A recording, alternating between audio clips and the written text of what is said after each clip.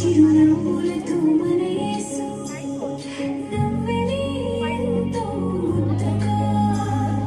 పరలోకంలో ప్రభువైన జన్మించే ఎంతో దీనునిగా నీకోసమే రావాలని నిన్ను కాపాడాలని తనలో చేర్చుకోవాలని దివిలో కలిసి ఉండాలని ఓయ్ చందమామ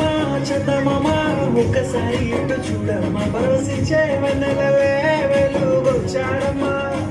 ఆడవమ్మా పాడవమ్మా ఆడి పాడి స్తుతించమ్మా